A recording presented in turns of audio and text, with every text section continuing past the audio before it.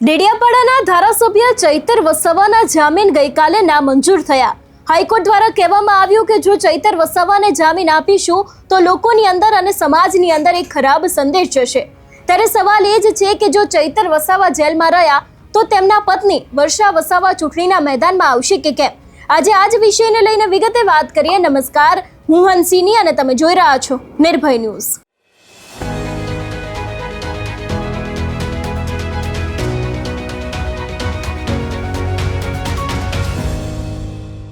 એક તરફ અત્યારે હાલ આદિવાસી વિસ્તારની રાજનીતિ ગરમાઈ રહી છે, બીજી બાજુ આપણે ગઈકાલે કોર્ટમાં જોયું હતું કે ચૈતર વસાવાના જામીન છે તેને ફગાવી દેવામાં આવ્યા હતા અને હવે ચૈતર વસાવા સુપ્રીમ કોર્ટના દ્વાર ખખડાવવાના છે।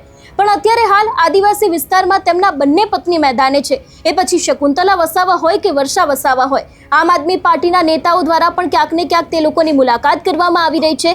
સાગબારાના ખેડૂતોના આખો જ્યારે મુદ્દો ચાલી રહ્યો હતો ત્યારે પણ વર્ષા વસાવા અને શકુંતલા વસાવા બંને લોકો અહીં ખેડૂતોને મળવા માટે ગયા હતા। ત્યારે સવાલ એ જ છે કે શું હવે ચૈતર વસાવા જેલમાં છે તો પછી વર્ષા વસાવા કે જે તેમના પત્ની છે એ ચૂંટણીના મેદાનમાં આવશે કે કેમ? અમારા એડિટર ગોપી ઘાંઘરે જ્યારે આ વિષયને લઈને વરિષ્ઠ પત્રકાર નરેશ ઠક્કરની સાથે વાતચીત કરી હતી ત્યારે તેમના દ્વારા શું કહેવામાં આવ્યું હતું તે સાંભળીએ। બિલકુલ સર, એને હાઈકોર્ટમાંથી હવે સુપ્રીમ કોર્ટમાં જવું પડશે ચૈતર વસાવાને। પણ તમને શું લાગે છે, 27ની ચૂંટણી નજીક છે અને ચૈતર વસાવાના પત્ની જે છે, બીજા પત્ની વર્ષા વસાવા, એ ખૂબ એક્ટિવ દેખાય છે, કારણ કે પહેલા પત્ની શકુંતલા વસાવા ઉપર પણ 7 વર્ષની સજા થઈ છે અને વર્ષા વસાવા એટલે હવે બની શકે કે માસ્ટર સ્ટ્રોક મારે આમ આદમી પાર્ટી અને ચૈતર વસાવાની જગ્યાએ વર્ષા વસાવાને મેદાનમાં ઉતારે? બેન, અત્યારે તો એ સંભવિત છે, કારણ કે નજીકમાં જ વિધાનસભા છે, લોકસભાને તો બહુ વાર છે।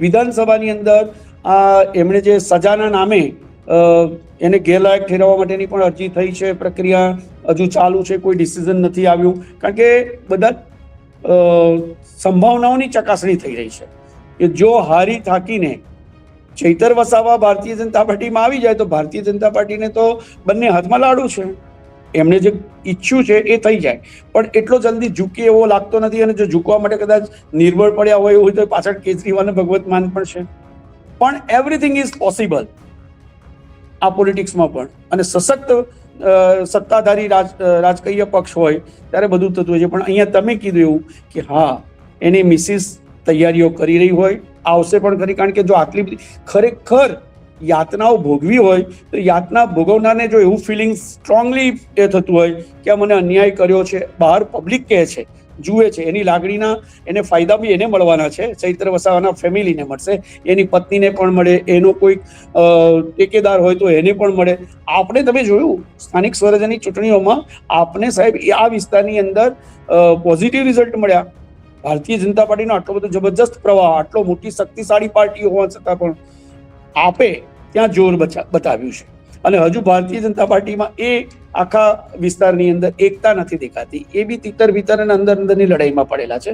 એટલે ચૈતર વસાવાની ફેમિલી પણ તૈયારી કરે છે, એને પણ ખબર છે, એણે જો મનોમન એટલું દ્રઢ નિર્ણય કર્યો હોય કે ભાઈ હું તો લડીશ, લડત આપીશ, હાઈકોર્ટ હોય, સુપ્રીમ કોર્ટ હોય કે હોય, પણ એનાથી એકલા એક વ્યક્તિથી રાજનીતિ પતી નથી જતી।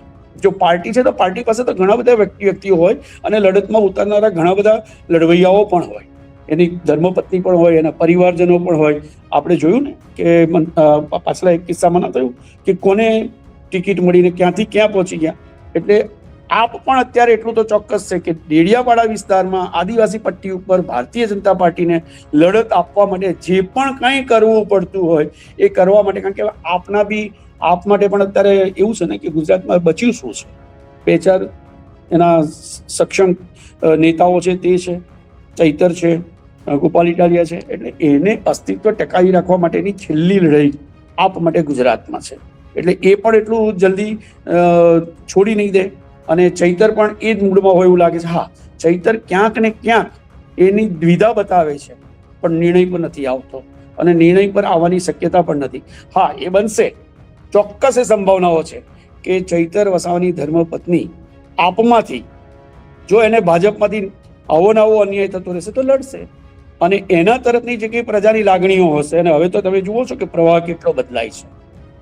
સવારે નહીં હોય, શક્ય નહીં દેખાતું એ રાત્રે થાય છે, રાત્રે સવારે બને છે.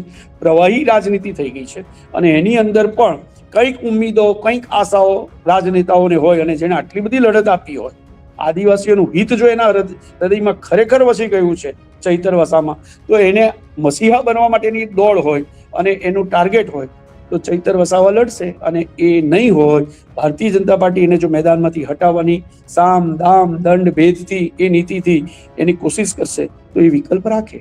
કારણ કે રાજનીતિમાં બધા જ વિકલ્પ હોવા જોઈએ. જે એવો બી વિકલ્પ છે કે કોંગ્રેસમાં જવું, ભાજપમાં જવું કે આપમાં રહેવું, એવી જ રીતે એના માટે એ પણ વિકલ્પ છે કે આવનારી 2027ની વિધાનસભાની અંદર એ આ વિસ્તારમાં બળ પ્રદર્શન કરે.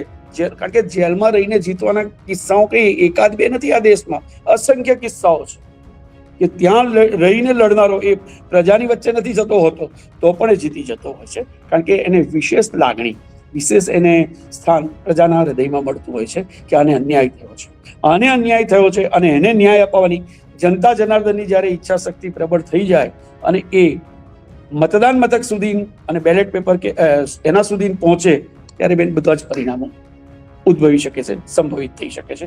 એવું ચૈતર વસાવા માટે છે. એટલે હવે જોવાનું એ પણ રહેશે કે આગામી સમયમાં આદિવાસી વિસ્તારની રાજનીતિની અંદર કયો વળાંક આવે છે.